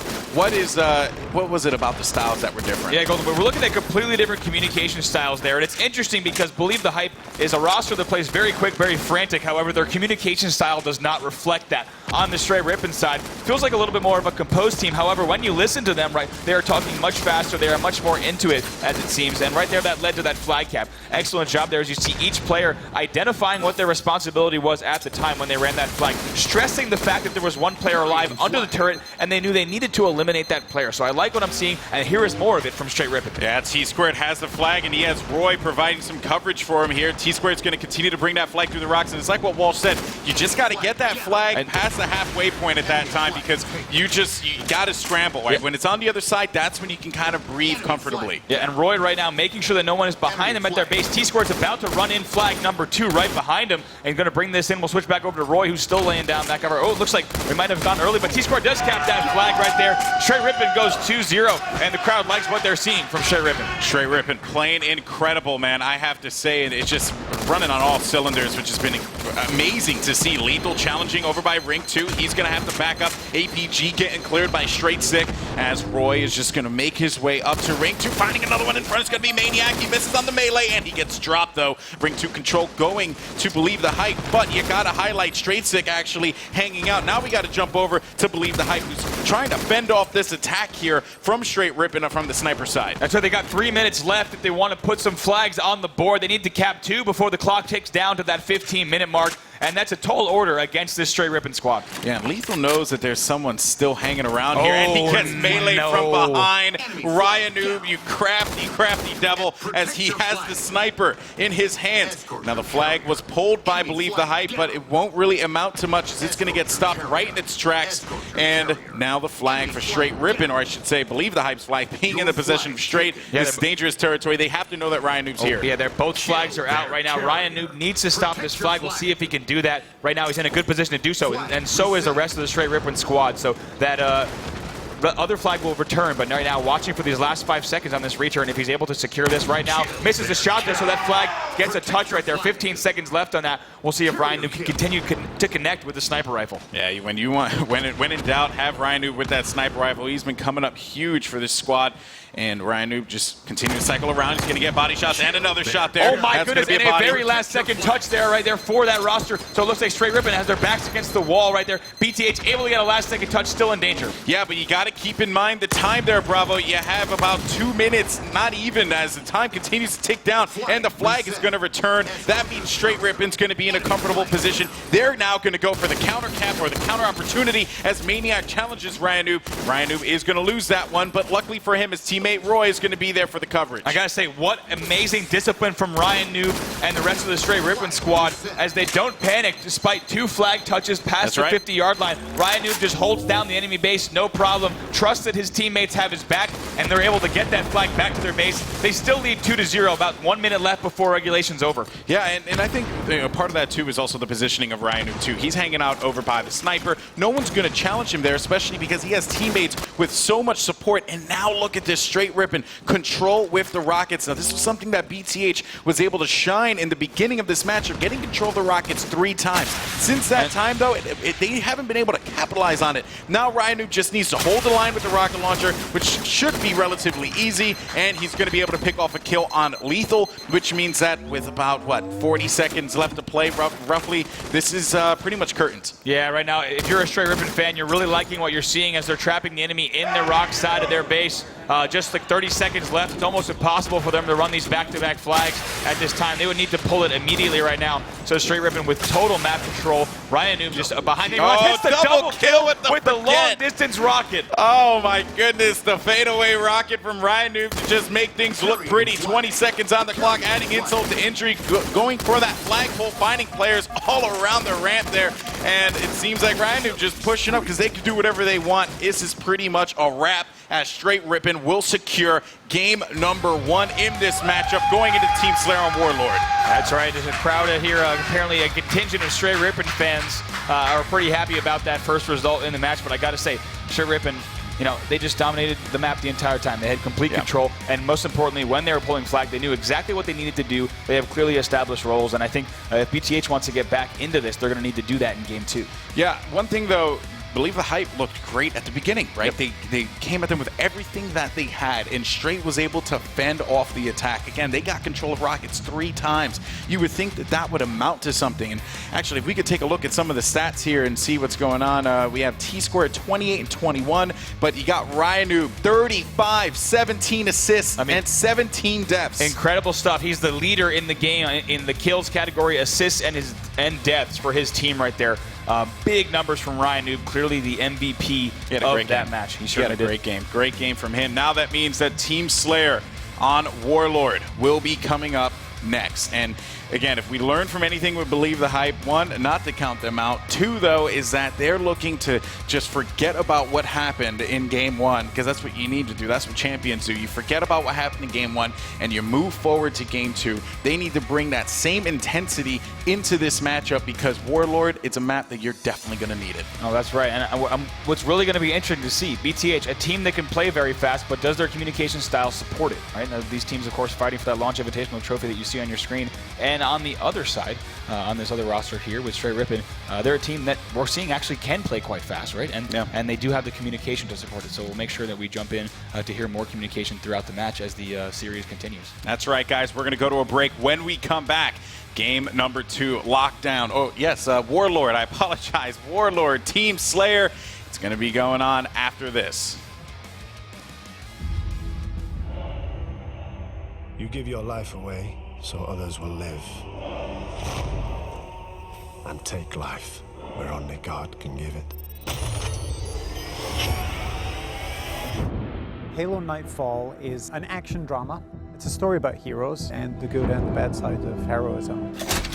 This film represents an origin story of sorts, not only introducing the character, but he goes through some profound transitions over the course of our story. We will not go out like this. Locke, first and foremost, is a leader. He's a guy who can think on his feet, who's always one step ahead of the adversary. When we first encounter Locke, he's the leader of ONI, which is a CIA, KGB type of organization. We're pretty much as an elite force as you can find. They kind of think they're better than everyone else. Only work better alone. I'm expected to lead this group and point them in the right direction and to get the task done. It starts on one planet, which is quite bucolic and friendly, and ends up on another location that's infinitely more hostile. Ready to go to hell, Colonel?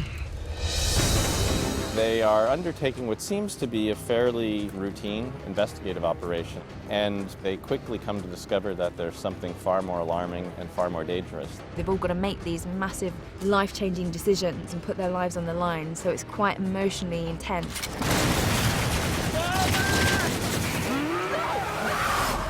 Mike Coulter, who plays Locke, has an especially entrenched role in the Halo universe because he's going to be a character that appears in Halo 5 Guardians, but his journey and his transformation really start here. That digs into the kind of soldier he is when we first encounter him, and then the kind of soldier that he ultimately evolves into being.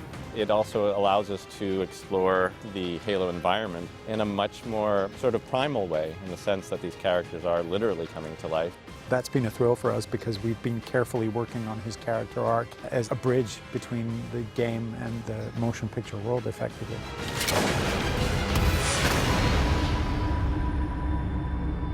My question to you, Commander Locke, how will you lead?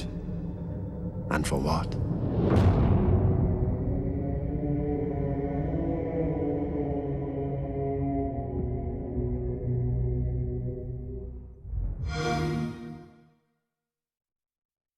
And there you saw Halo Nightfall, the new series that will be debuting very soon on the Halo channel, which is going to be coming out at the release of the Master Chief That's right, Collection, yeah, just on Tuesday, November 11th. That's right. November 11th, guys. It's just a couple days away. If you haven't pre-ordered your copy yet, you're doing it wrong. If you haven't, just gotten your hands on it, or because we've seen a couple streams of it by now, people have been playing it, having a great time. But of course, what we're here for is this matchup, the winner bracket final between Straight Rippin' and Believe the Hype. Believe the Hype came out strong at the beginning of that matchup, but it was Straight Rippin's resiliency that held off, and they were able to pull away a 3-1, or I believe it was a 2-1 victory. No, 2-0. It was 2-0. 2-0. I'm sorry about that. My goodness. 2-0 victory. I'm old, please. Old man. It was my birthday yesterday, right? So I can make the excuse. Some kind of excuse. Yeah, some kind of. How dare he? 2-0 victory over Believe the Hype, going into Team Slayer on Warlord now, which is loading up, ready to go. I think it's time to hop right into this one. Bravo. Who are you looking out for from Believe the Hype? Let's go ahead and start off with Formal. Formal? Okay, that's definitely a good choice there. Now, Formal, obviously coming into this one with limited practice, but still, he's been known to be one of the, best players to ever play the game. But you got to jump over to Straight Rippin' real quick, because Ryanoob has the has the camo, and I got to point this out too, man. It just that game, that Capture the Flag game, he played impeccable. Oh, it was an incredible game from him. 35, 17, and 17, I believe, were the numbers, really putting himself out there for his team, ensuring that they secured that win in Game 1, which of course is very important. They're only one game away from heading to the grand finals here, but you're now watching the winners bracket final of the Halo the Master Chief Collection launch invitational. If you're joining us on Twitch or in the room, thank you so much for being with us here. We're excited to celebrate the launch of the Master Chief Collection with gameplay from some of the best Halo players in the world. That's right, and Ryanoob throughout this series has definitely been living up to that, as he's getting pressure though from Yellow, having to drop back. And Walshy had made note of the the use of the portals, right, saying that this is what you need to focus on.